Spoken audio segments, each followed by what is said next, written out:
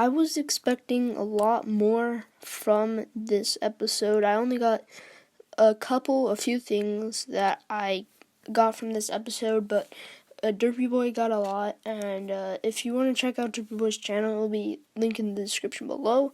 So let's get into Mando Mondays. So obviously I don't have a lot of things, so how about you start off? Oh, okay. So, what I want to start out with is I don't have a lot of things too. I only have like 4 things. So, basically, what I want to start off with is that obviously throughout the season we've seen Mando's attachment to Grogu grow and grow even more. Yeah. And we finally seen here that Mando will probably do anything to protect the child.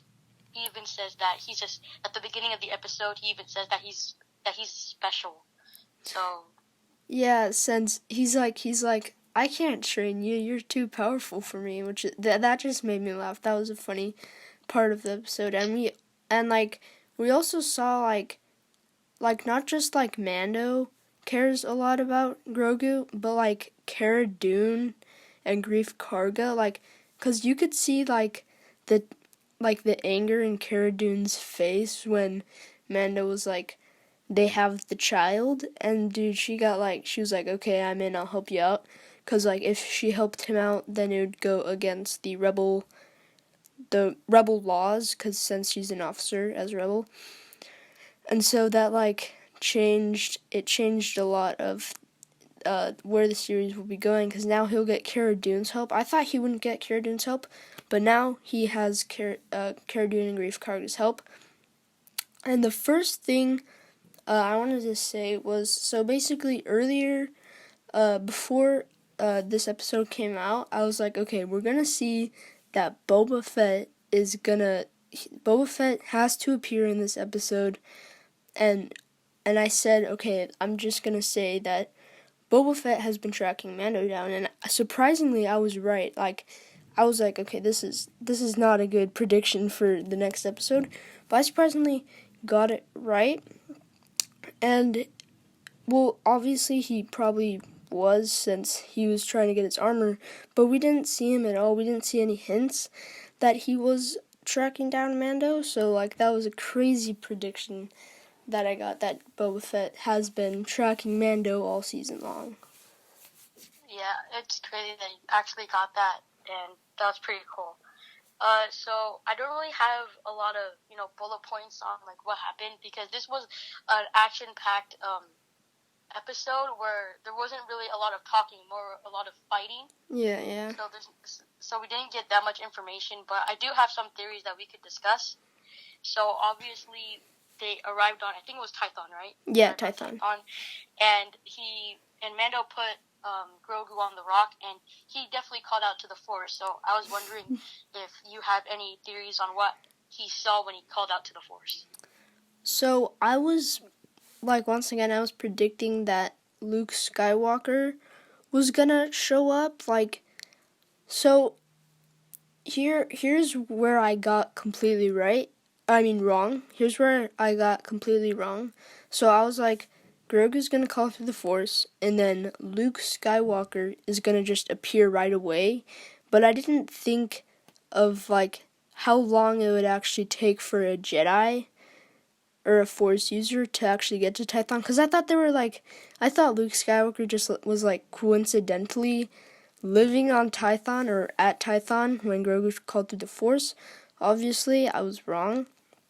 And so we saw he called through the Force, as you said.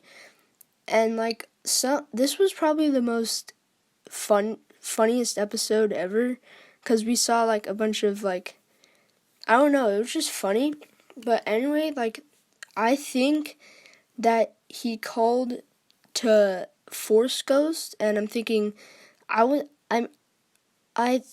think that Yoda trained Grogu before the Clone Wars, because when Ahsoka was talking about Yoda, Grogu had a look on his face that said that he knew Yoda. So I think he either called through Yoda as a Force Ghost, and since we didn't see a lot of Jedi since a lot of Jedi aren't really alive at this point in time in Star Wars history, since this takes place right after Return of the Jedi, I think it's Luke Skywalker, because he's basically the most popular Jedi in this time of Star Wars, so I think it has to be a Force Ghost that's going to appear in the next episode, or Luke Skywalker. And in the end of the episode, we saw Grogu.